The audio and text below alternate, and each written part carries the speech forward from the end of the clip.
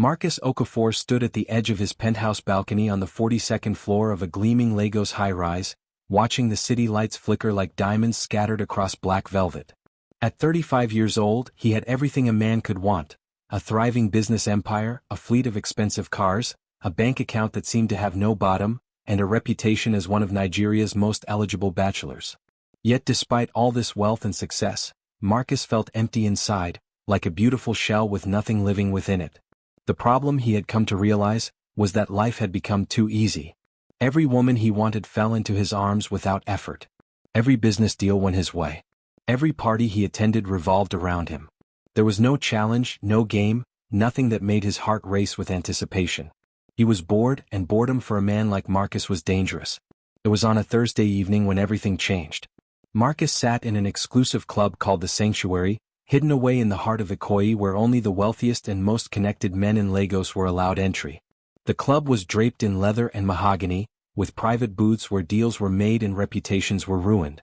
Marcus sat with his three closest friends: Chisholm, a successful businessman with a sharp tongue; Tund, a real estate mogul with cold eyes; and Basil, a venture capitalist who saw people as investments rather than human beings. They were drinking expensive whiskey that cost more than most people's monthly rent. The conversation had turned, as it often did, to women and conquest. Chisholm was bragging about a new girlfriend, a model from South Africa. Tund was talking about a banker's wife he had seduced. Basil was laughing about how easy it all was. Marcus listened with half-interest, swirling his drink, when Chisholm suddenly leaned forward with a dangerous glint in his eye. "I have a proposition for you, Marcus," he said, his voice low and conspiratorial. "Something that will truly test your legendary charm. Something that will prove you are as good as you think you are." Marcus raised an eyebrow. He loved a challenge, even though he had never met one he couldn't win. "I'm listening," he said. Chisholm exchanged glances with Tund and Basil, and then he spoke. "We know you have never failed at anything. You have never met a woman you could not seduce, never lost a business deal, never faced any real difficulty in your life. But we believe there is one thing you cannot do. We believe you cannot marry an ordinary woman. Not just any ordinary woman, we mean someone that most men would overlook. Someone that society considers unattractive. Someone fat." The table fell silent. Tund and Basil watched Marcus carefully, waiting for his reaction. A slow smile spread across Marcus's face, a smile that was not kind or warm, but cold and calculated. "That is insulting," Marcus said quietly, "but I also find it amusing." Basil reached under the table and pulled out a briefcase. He opened it slowly, deliberately, revealing stacks of crisp Naira notes. The money glowed under the dim club lighting like a treasure from an ancient tomb. $6 million, Basil announced. "That is the bet. You have 3 months to marry an unattractive woman. You stay married for 6 months. Then you divorce her. You get all the money. If you fail, you pay each of us $2 million. Do we have a deal?" Marcus looked at the money, then at his friends' faces. He thought about how easy his life had become, how predictable, how boring. He thought about the challenge before him. He thought about winning. "I will do it," Marcus said, his voice steady and cruel. "But I do not want the money. I will do it just to prove that you are all fools. And I will do something even better. I will make her fall completely in love with me. I will make her believe that I truly love her. And then I will leave her broken and devastated. She will never recover from what I do to her." The men roared with laughter, clinking their glasses together in celebration. They had no idea that they had just set in motion a series of events that would change Marcus's life in ways he could never have imagined. The following week, Marcus hired a private investigator named Detective Emeka to find the perfect candidate. He gave very specific instructions. He needed a woman who was intelligent enough that people would believe Marcus could be genuinely interested in her. But he also needed her to be isolated, lonely, someone without a strong support system that might protect her. Someone with low self-esteem about her appearance. Detective Emeka returned with a dossier 3 days later. The woman's name was Aisha Mensah. She was 30 years old and worked as a literature professor at the University of Lagos. She also worked part-time at a bookstore cafe called the Reading Corner. The photographs showed a woman with warm, intelligent brown eyes and a body that society's cruel and narrow standards considered unacceptable. She was overweight, yes, but there was something about her smile in the candid photographs that made Marcus pause for just a moment he immediately pushed away. Aisha had a best friend named Zara, who seemed to be protective of her, but otherwise her social circle was small. Her family lived in Accra, Ghana, and they did not speak often. She volunteered at an orphanage on weekends. She spent most of her free time reading and writing poetry. She seemed, in many ways, exactly what Marcus was looking for. Marcus began his plan with careful precision. He first observed Aisha from a distance, learning her routines. She arrived at the reading corner at 2 o'clock every Tuesday and Thursday afternoon, staying until closing time at 8 o'clock. She loved to arrange books on the shelves, humming softly to herself. She was always kind to customers and to her co-workers. On a Tuesday in early March, Marcus walked into the reading corner. The bell above the door chimed softly as he entered. He browsed the shelves slowly, giving himself time to observe Aisha. She was arranging books on a high shelf, moving gracefully despite her size, completely focused on her task. When she turned and saw him, she smiled politely, the smile of a bookstore employee greeting a customer. Marcus selected a book of poetry at random and approached the register where Aisha now stood. He had spent weeks preparing his approach, practicing his lines, perfecting his expression. He was going to be charming but not too charming. Interested but not too interested. Genuine but calculated. "I am looking for recommendations," Marcus said smoothly, leaning against the counter with practiced casualness. He flashed the smile that had won over countless women before her. "I want to read something meaningful. Something that speaks to the soul." Aisha studied him with an intensity that caught Marcus off guard. Her eyes were perceptive, analytical, as if she could see through his carefully constructed facade. But after a moment she simply nodded and began to recommend books. Over the next hour they talked about literature, about life, about the power of words to change people. Aisha spoke with passion and intelligence, and Marcus found himself genuinely interested in what she had to say, even as he was simultaneously calculating his next move. When he finally left the bookstore that evening, Marcus knew that his plan would work. Aisha was intelligent, kind, and lonely in a way that made her vulnerable to his attention. She would be easy to seduce and she would fall hard and fast. Over the next 3 weeks, Marcus orchestrated what appeared to be a series of coincidental meetings. He would appear at the reading corner regularly, each time with a new question designed to draw Aisha deeper into conversation with him. He learned that she loved contemporary poetry, that she dreamed of publishing her own work someday, that she had been hurt by a man years ago and had built walls around her heart. He complimented her intelligence relentlessly. He asked her opinion on everything from literature to politics to social issues. He never once made her feel that her appearance mattered, treating her instead as if her mind and spirit were the most beautiful things about her. It was the performance of a lifetime. The wedding ceremony took place on a Saturday afternoon at the elegant Landmark Center in Victoria Island. The venue was decorated with white flowers and gold ribbons, a picture of romance and celebration.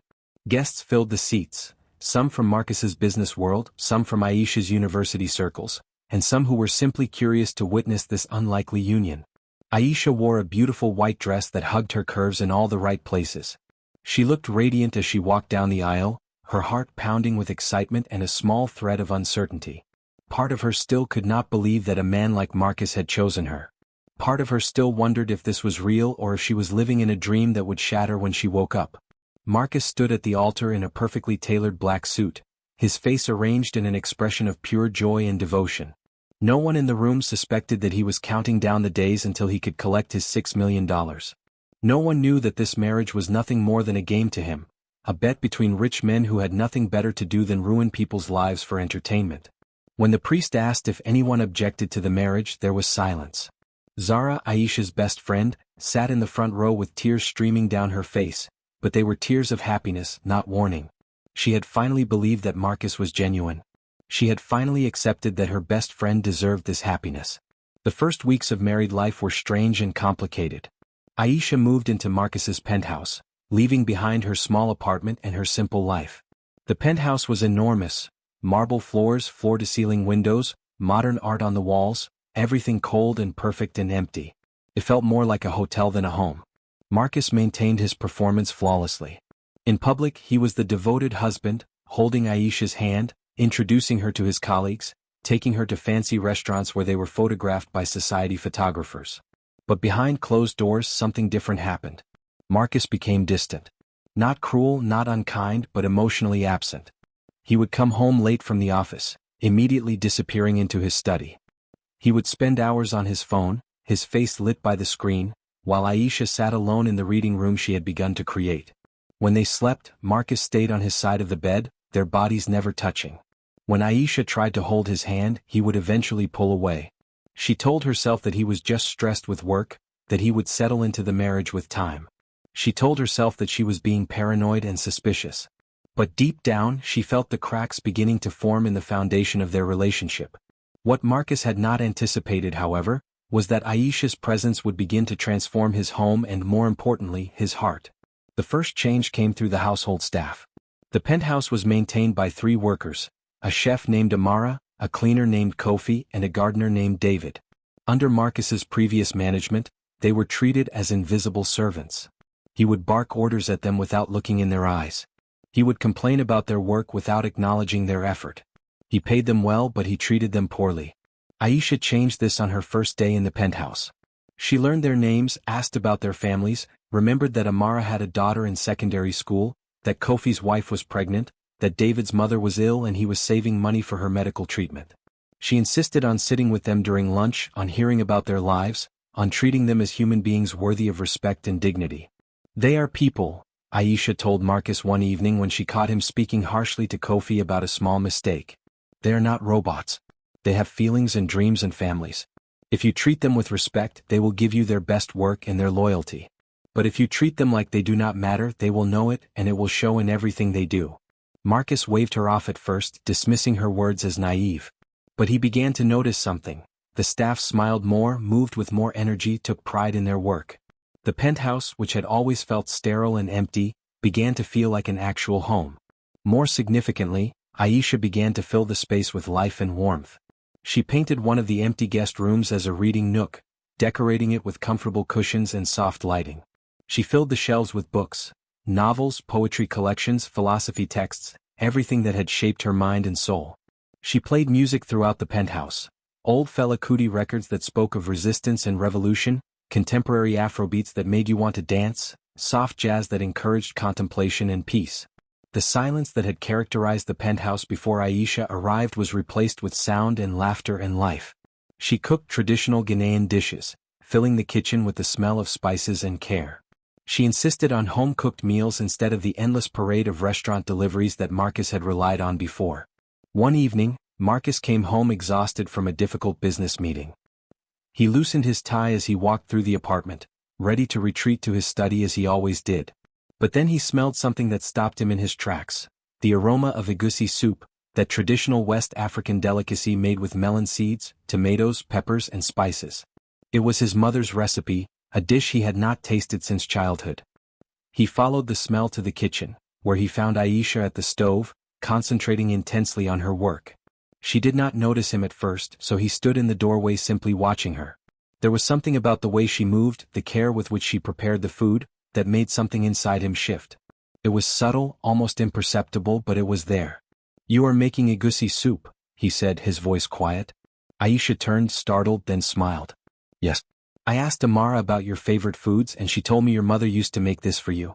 I hope I did it right. I got the recipe from a cookbook, so it might not be exactly as your mother made it."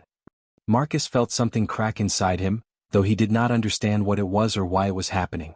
He sat down at the kitchen table and watched Aisha cook. They talked about simple things, about her day at the university, about the students she was teaching, about a book she was reading. And for the first time since their marriage began, Marcus felt present in his own life. 3 months into their marriage, Aisha discovered something that should have destroyed everything. She was organizing Marcus's study, dusting the shelves, when she found a folder hidden behind some business documents. Inside was her photograph, her background information, details about her family, her employment history, everything.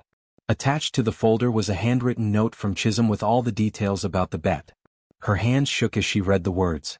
Every moment of doubt she had ever had, every time she had wondered if this was too good to be true, was suddenly validated. She was a bet. A game. A prize to be won by a man who had never really loved her. She sank into Marcus's leather chair, the folder falling to the ground. Tears streamed down her face, tears of anger, of betrayal, of heartbreak.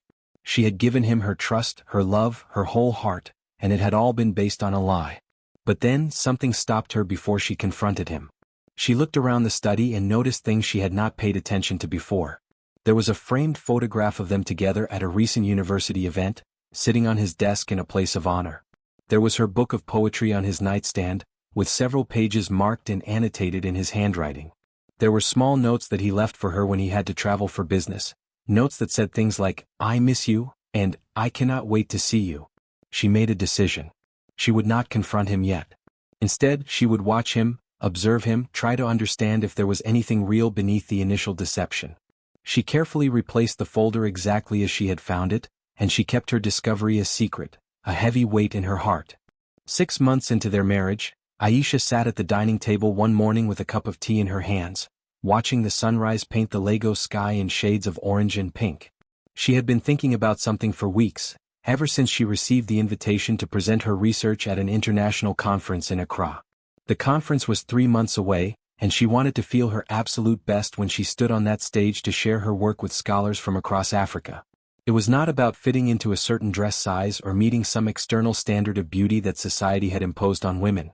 Aisha had made peace with her body years ago. She understood that beauty came in all shapes and sizes, and she refused to accept the narrow definitions that magazines and advertisements tried to force down women's throats. No, this was different. This was about energy, about stamina, about taking care of the vessel that carried her through life, about honoring her body by treating it well. Marcus walked into the kitchen, already dressed for work in his usual expensive suit. He poured himself a cup of coffee and sat across from her, scrolling through his phone as he usually did. Aisha set down her tea and took a deep breath. "Marcus, I have decided to start a fitness journey," she announced. "I want to join a gym and work with a nutritionist. I want to be healthier and stronger. I want to feel good in my own skin."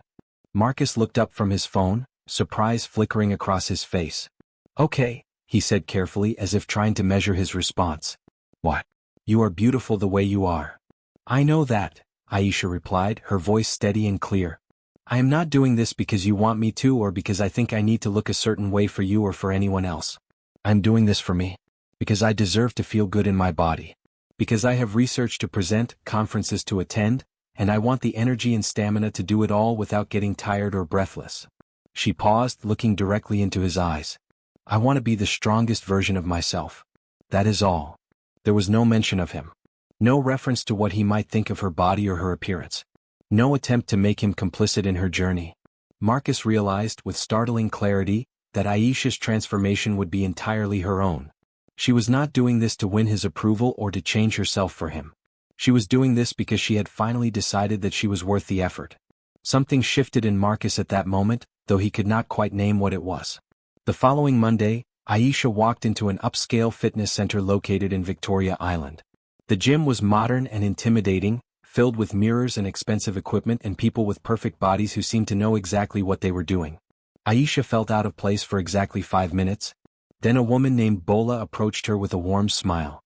Bola was the head trainer, and she had muscular arms, infectious enthusiasm, and a manner of speaking that immediately put Aisha at ease. "Welcome," Bola said, extending her hand. "Tell me about yourself and what you want to achieve." Aisha explained her goals, and Bola listened carefully without judgment. Together they created a customized fitness program that focused on building strength and endurance rather than simply losing weight. They set realistic goals, discussed proper nutrition, and planned out a schedule that Aisha could actually maintain while still working full-time as a professor. The first week of training was brutal. Aisha's body, unaccustomed to intense exercise, rebelled against every movement. Her legs burned after squats. Her arms trembled during push-ups. She could barely make it through 20 minutes on the treadmill before her lungs felt like they were on fire. She went home each evening bruised and exhausted, her muscles screaming in protest. But she kept going. Marcus noticed the change immediately. Aisha would wake up early, put on her gym clothes and head out before he left for work. She would return home tired but satisfied, a glow of accomplishment on her face. She would stretch in the living room while reading, ice her sore muscles while working on her research, and fall asleep earlier than usual because her body genuinely needed the rest. He found himself becoming curious about her journey. One afternoon, instead of going to his office, Marcus drove to the gym. He stood outside for a moment, watching through the glass windows as Aisha worked with Bola. She was lifting weights, her face concentrated, her body moving with increasing confidence and strength. She was not graceful or perfect, but she was powerful, and there was something beautiful about that raw determination and effort. Marcus walked in and sat in the observation area, watching Aisha without her knowledge. He saw the sweat on her forehead, the determination in her eyes, the pride in her posture when she completed a difficult set. He saw Bola high-five her, and he saw Aisha's face light up with genuine joy at the accomplishment. When Aisha finally noticed him sitting there, she was surprised but not displeased. After her session, they sat by the gym's pool with fresh juice that Marcus had bought for them. "You came to watch me," Aisha said, a smile playing at her lips. "I wanted to see what was making you so happy," Marcus replied honestly. "I wanted to understand what was driving you to wake up at 5 in the morning when you could be sleeping." Aisha took a sip of her juice and looked at him. "I feel strong," she said simply. "For the first time in a long time I feel like I am taking control of my own life. Like I am not waiting for someone else to validate me or make me feel good about myself. I am doing it for me." Marcus listened as she spoke about how her breathing was improving, how she could run further without stopping, how her legs felt stronger with each passing week. She talked about the joy of setting a goal and achieving it, about the satisfaction of pushing her body to do things she did not know it could do. 2 months into her fitness journey, Aisha's body had begun to change noticeably. She had lost weight, yes, but more importantly she had gained definition and strength. Her arms had muscle tone. Her legs were powerful and sculpted. She moved through the world with increased confidence and presence. When she walked into a room, people noticed her differently, not because she was thinner, but because she carried herself with the unmistakable confidence of someone who knew their own worth. Marcus attended more and more of her gym sessions, and he began to understand something profound. He realized that Aisha's real transformation had nothing to do with her physical appearance. The true change was happening in her spirit, in her presence, in the way she moved through the world with increasing assurance and power. One evening, as they sat together in the reading nook, Marcus watched Aisha work on her conference presentation. She was completely absorbed in her work, her mind engaged with complex ideas about African literature and female representation. Her eyes sparkled with intellectual passion. She was beautiful in a way that had nothing to do with her body and everything to do with her mind and spirit. Marcus felt something break open inside his chest. It was a feeling he had never experienced before, genuine, unconditional love. Not the performative love he had feigned at the beginning of their marriage, but real love. Love for who she was, not how she looked. Love for her intelligence, her kindness, her determination, her refusal to accept the world's narrow definitions of beauty and worth. He thought about the bet with growing shame. He thought about the $6 million, which now seemed like the most insignificant amount of money in the world. He thought about the man he had been when he made that bet, shallow, cruel, empty inside. And he realized that he no longer wanted to be that man. That night, Marcus lay awake in bed next to Aisha, listening to her breathe. He knew that he had to tell her the truth. He knew that the deception could not continue. But he also knew that when he told her, everything would change, and he was terrified of losing her. 8 months into their marriage, Marcus could no longer carry the weight of his secret. It sat in his chest like a stone, heavy and suffocating, making it difficult to breathe. Every time he looked at Aisha, every time she smiled at him with genuine love and trust, the guilt grew stronger. He had promised himself that he would tell her the truth, but fear kept him silent. Fear of losing her. Fear of seeing the love in her eyes turn to hatred and contempt.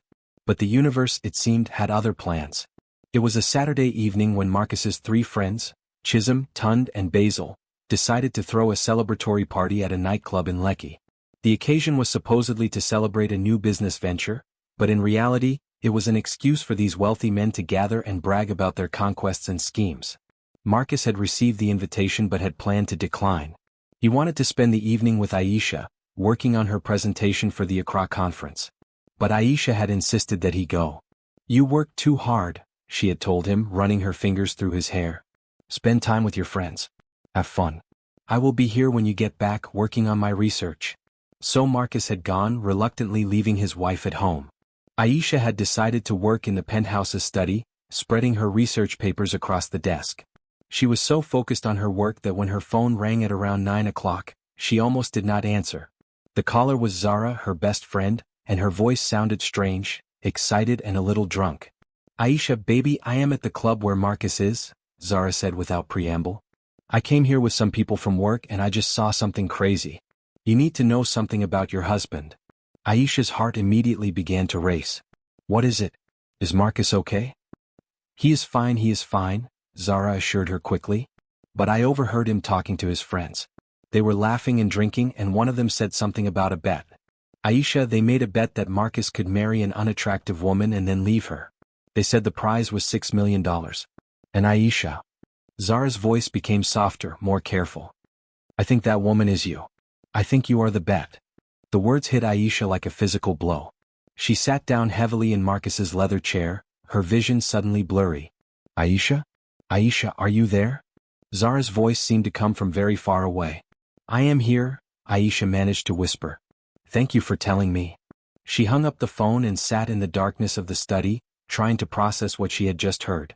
At first she thought Zara must be mistaken. There had to be some misunderstanding.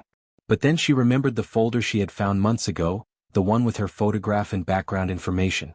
She had never asked Marcus about it, had convinced herself that maybe it meant nothing. But now everything was suddenly clear. She was a bet. A game. A prize. Everything, the seduction at the bookstore, the careful courtship, the romantic proposal at the waterfront, the wedding, the marriage, it had all been a calculated plan to win money from his friends. Her love, her trust, her heart, none of it had been real to him. It had all been part of the performance. Aisha felt rage and heartbreak fighting for dominance inside her. She stood up and began to pace the study, her mind spinning. She wanted to scream. She wanted to cry. She wanted to break things. But instead she did something else. She began to pack. She moved through the penthouse like a woman possessed, pulling clothes from the closet, throwing them into a suitcase. She packed her laptop, her research papers, her books. She left a note on the bed that said simply, "We need to talk. I am staying with Zara for a while." When Marcus came home at midnight, smelling of alcohol and expensive cologne, he found the penthouse empty of his wife. He found the note and his heart stopped. He immediately called Aisha, but she did not answer. He called again and again, each call going to voicemail. He called Zara and she answered on the third ring, her voice cold. "If you are looking for Aisha, she is safe and she is with me," Zara said. "But she does not want to talk to you right now. And honestly, after what you did to her, I do not blame her." "What did she tell you?" Marcus asked, though he already knew the answer. "Enough," Zara replied. "She told me about the bet. She told me that your entire marriage was based on a lie. She told me that you married her to win money from your friends. And Marcus, I have to say, I have never been more disgusted by anyone in my entire life." She hung up. Marcus spent the entire night calling Aisha's phone. He sent text messages that went unanswered. He drove to Zara's house and stood outside, but Zara would not let him in. He felt like he was drowning, like the ground beneath him was crumbling away. 2 days later, Aisha finally agreed to meet him. They met at a cafe in Ikoyi, a neutral space where they could talk without the weight of their homes surrounding them.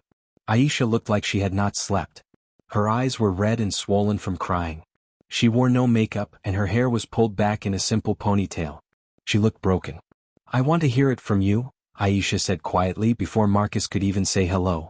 "I want you to tell me everything. I want to know every lie, every calculated move, every moment you were playing me." Marcus took a deep breath. He had rehearsed this conversation 1,000 times in his mind, but now that the moment was here, he found himself struggling with the words. "It started as a bet," he began, his voice hollow. "My friends and I made a wager that I could not marry an ordinary woman, a woman society considered unattractive. The prize was $6 million. I accepted the bet because I was arrogant and cruel. I did not see women as human beings. I saw them as conquests, as objects to be won." He paused, watching Aisha's face harden with each word. "I hired a private investigator to find you. I researched everything about you, your background, your schedule, where you worked. I approached you at the bookstore with the intention of seducing you and winning the money. Every compliment I gave you about your intelligence, every romantic gesture, every moment we shared, it was all calculated. It was all part of the plan." Aisha closed her eyes as if hearing the words was physically painful. "But something happened," Marcus continued, his voice growing stronger. "Somewhere along the way the plan stopped being a game. I fell in love with you, Aisha. Real love. Not the fake love I was performing, but genuine, deep, soul-changing love. I fell in love with your mind, your kindness, your refusal to accept the world's definitions of beauty. I fell in love with who you are as a person." "Stop," Aisha said sharply, holding up her hand. "Do not try to make this better by telling me that you love me now. That does not change what you did. That does not erase the fact that our entire relationship was built on deception and cruelty." "I know," Marcus said quietly. "I know that my feelings do not excuse what I did. I know that I hurt you in a way that may be irreparable. I know that I violated your trust, and I have no right to ask for your forgiveness. Aisha stood up. I cannot be near you right now, she said, her voice breaking slightly. I cannot look at you without feeling sick. Everything we shared, every moment I thought was real, is now tainted by the knowledge of what you did.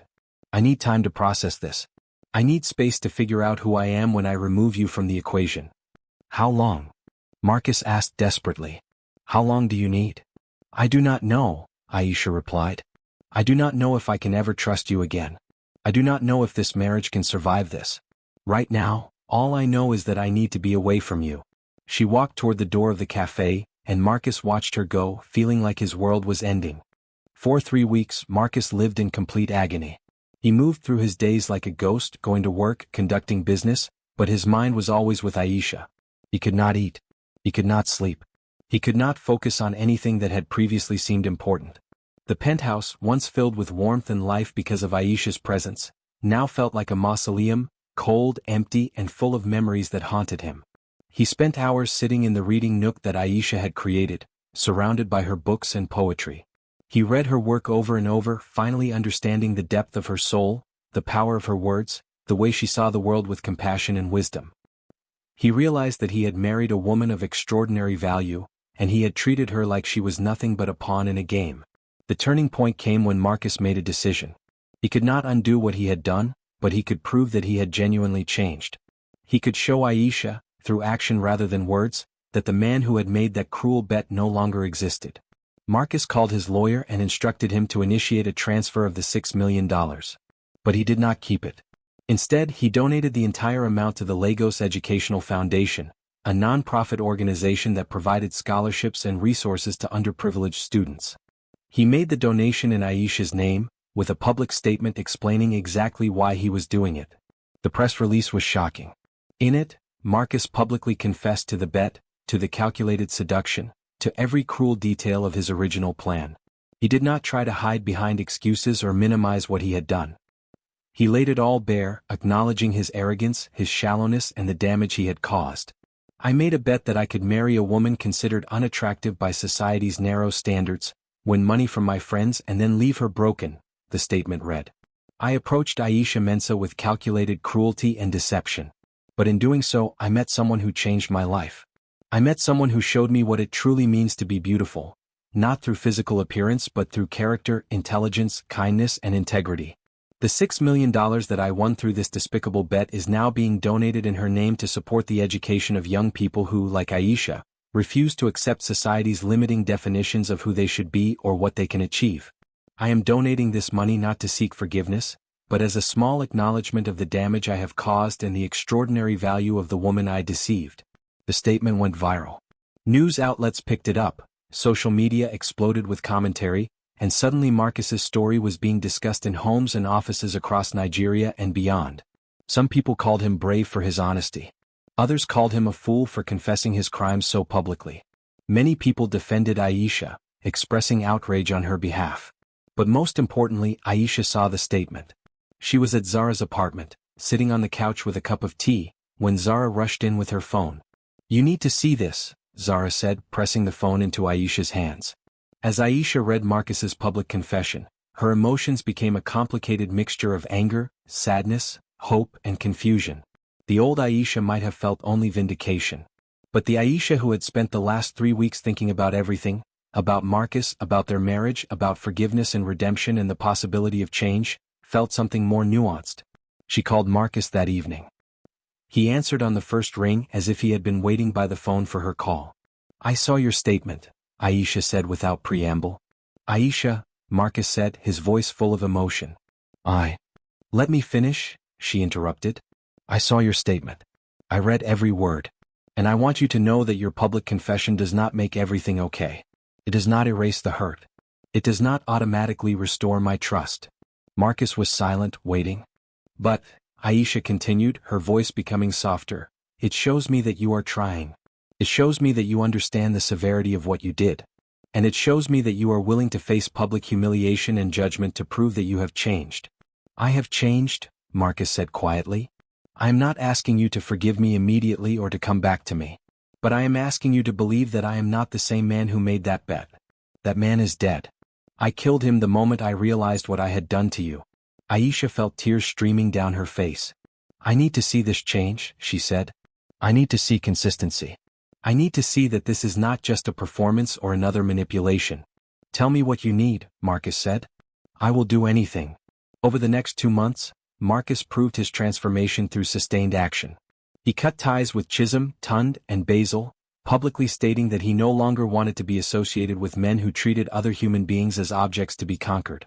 He began attending therapy to understand and address the arrogance and cruelty that had defined so much of his life. He volunteered at the orphanage where Aisha worked, spending time with the children, reading to them, helping with their homework.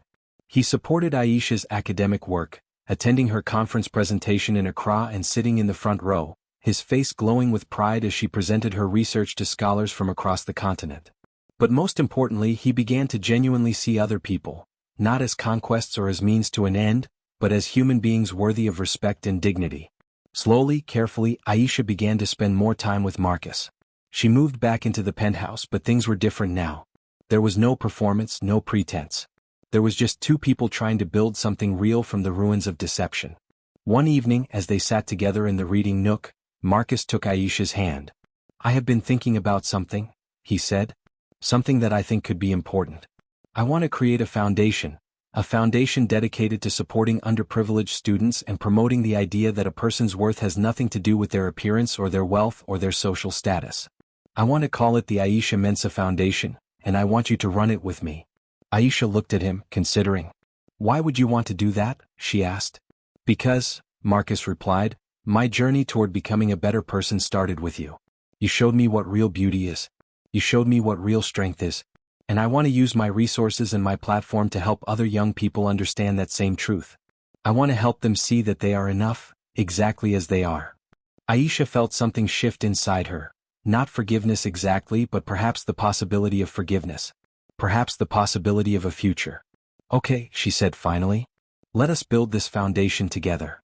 6 months later, the Aisha Mensa Foundation officially launched. Marcus and Aisha worked together, pouring their energy and resources into the organization. They created scholarship programs for underprivileged students, particularly young women who faced barriers to education because of poverty or discrimination. They organized workshops and seminars promoting self-worth and healthy body image. They published a collection of Aisha's poetry, with proceeds going directly to the foundation. The foundation grew quickly, supported by Marcus's wealth and connections, but driven by Aisha's vision and passion. Young people whose lives had been transformed by the foundation's programs began to share their stories. Girls who had learned to love themselves despite society's narrow beauty standards. Boys who had learned to value women for their minds and hearts rather than their appearances. 1 year after the foundation's launch, Marcus and Aisha renewed their vows in a small, intimate ceremony at the orphanage where Aisha had always volunteered. This time there were no society photographers, no grand displays of wealth. There were just the children from the orphanage, Zara and a few close friends, and the two people who had found love through betrayal, destruction, and ultimately redemption. As Aisha walked toward Marcus, she realized that their marriage had not been destroyed by his initial deception. Instead, it had been transformed by it. They had both grown, both changed, both become better versions of themselves. She had become more confident in her own power and worth.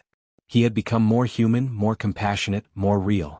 I love you, Marcus whispered as he took her hands. I love you too, Aisha replied. And this time when she said it, there was no doubt, no hesitation, no fear. There was just truth. They kissed as the children from the orphanage cheered and clapped, and somewhere in the joy of that moment, two broken people became whole.